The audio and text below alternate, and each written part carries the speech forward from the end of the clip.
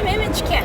This is a new product that's going to be coming out online in December and should be available in retail stores in the first quarter.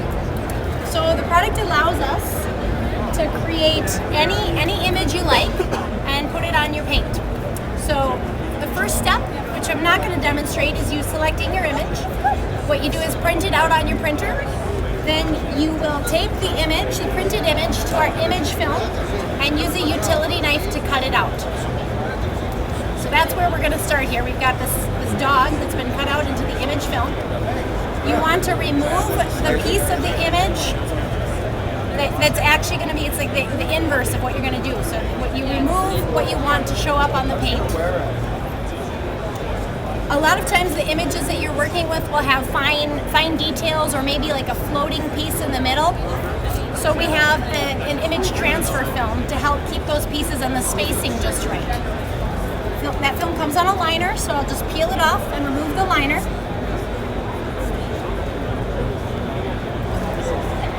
And I'll press the transfer film onto the image.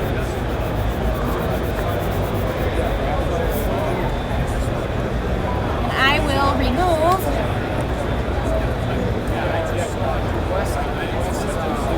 the liner from the image film. I can place the product now wherever I'd like to on my vehicle. We want to avoid body lines and edges, but otherwise any place on the paint is fine.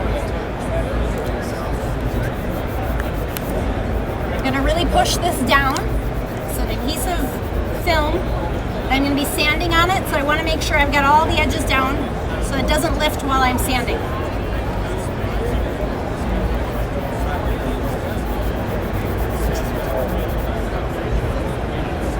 And I'll remove the transfer film, peel it back at a 180-degree angle so it doesn't lift. And that's actually the hardest part of this whole process, is just creating the image.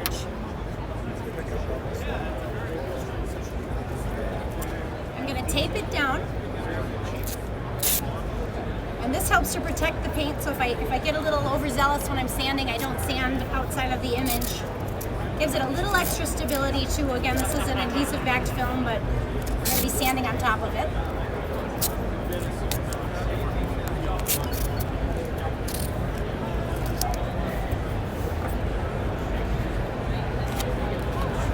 We take our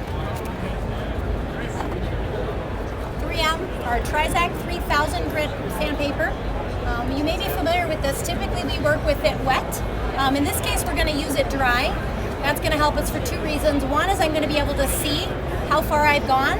Really all I'm looking for at this step is that I've created a uniform matte finish. I don't need to sand very hard or for very long. And actually sanding with it dry will take off less of the clear as well. So it's less aggressive as well. So I'm just going to go ahead and lightly scuff the clear.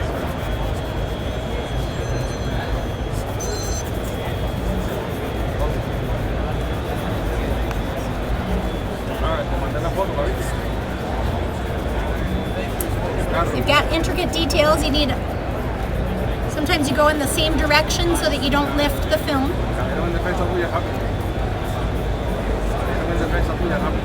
I'm going to just check my work frequently, because I don't need to sand very hard or for very long.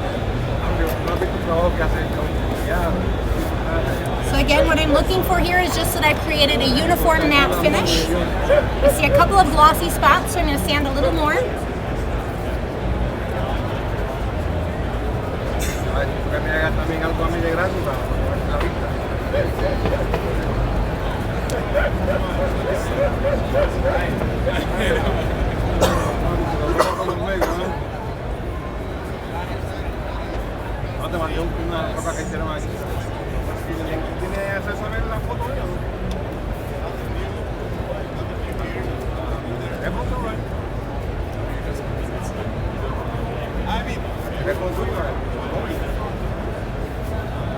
So that looks pretty good to me. It looks pretty uniform.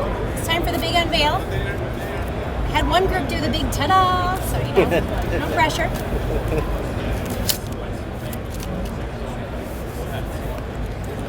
So you can see we've created an image in the paint, a matte image.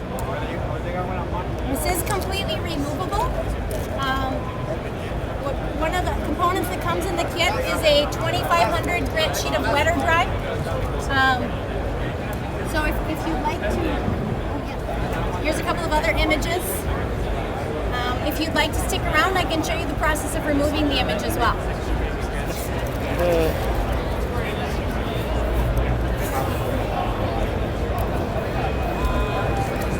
How much material are you removing out of the paint?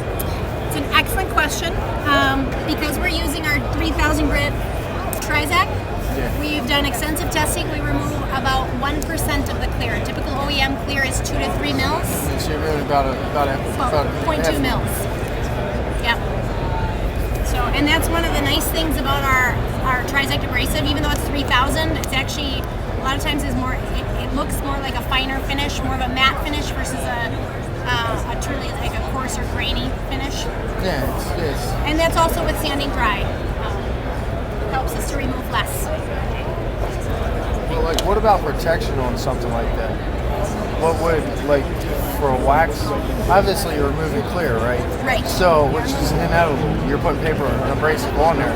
Right. So when you wax over that, you see what I'm saying? Yeah. Like you're actually, when you remove that clear, that image can actually stay. Obviously, when you sand it out, buff it out, but over time, you'll still see that. You'd have to resand the process. Yeah, I'll show you right now. Well, no, I know how to do it. How we remove detailing it. 15 years. Sure. But, It doesn't come back. The process we've developed, it truly removes you have to sand. You have to sand below the surface. Yeah, the process of removing the image that we've put in, then the total of putting in and removing was about 6% of the clear. So it's still not a lot. We don't recommend doing it in the same spot more than once. Well, yeah. All right, cool. Thank you.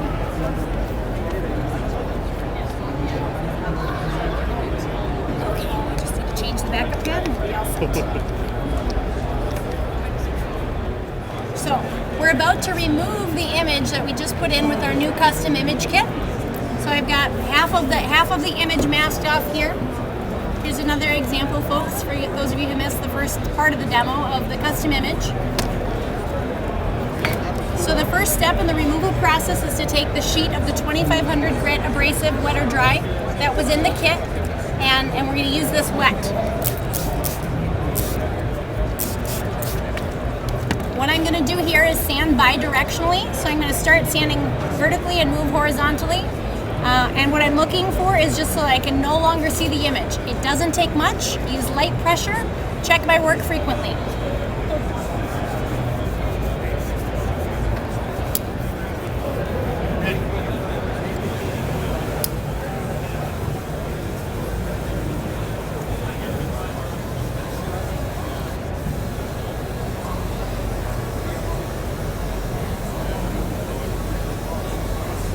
Just looking to see if the image, if I see any remnants of the dog. And other than right up close to the tape here, which you normally wouldn't have tape, I don't, so I'm gonna move ahead to the next step.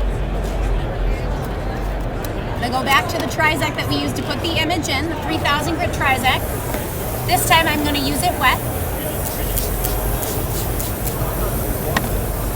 This time I'm going to move in a circular motion, and what I'm watching for, my visual indicator, is that I can no longer see those bidirectional scratches. Again, it doesn't take much pressure or much time, and I'm going to go slowly and check my work as I go.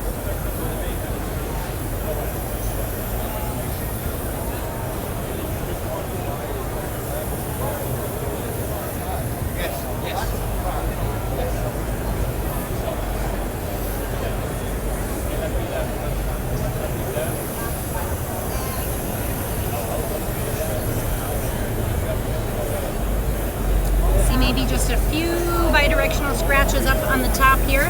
Come back and get those.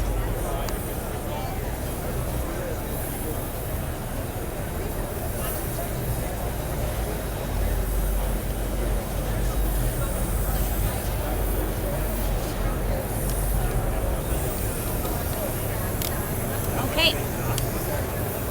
I may have neglected to mention that when I moved from the 2500 grit, I started using the components in our scratch removal kit. This is what you use to remove the image.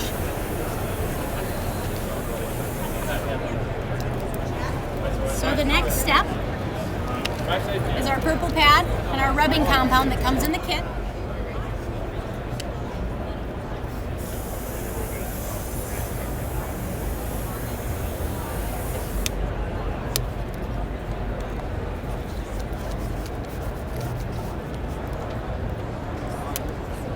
Helps to plug in the drill. Not unless you want a lot of rubbing there.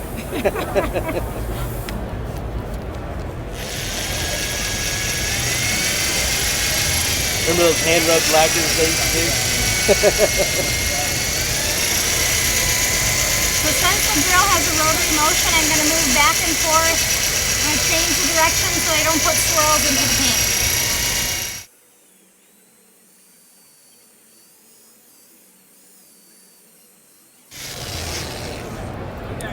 Wipe off the rubbing compound. So you want to keep the RPM pretty low? I like to go in the mid-range. I don't like to run it full out. Okay. Mostly, to be completely honest, we keep them lower for the headlight restoration kit. In that case, intentionally, because the polycarbonate is sensitive to heat, and I've been doing that demo more today, so I'm sort of in slower drill mode. You can go a little faster on paint than I was just going. So the final step in the process is our black polishing pad, our scratch remover.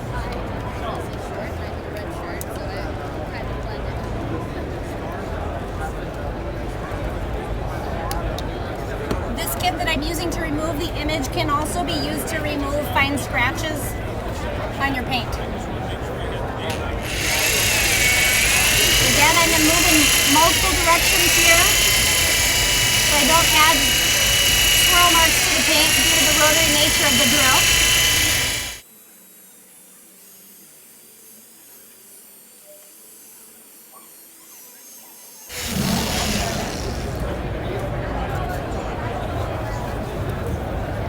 Wipe off the polish and I can do the big unveil.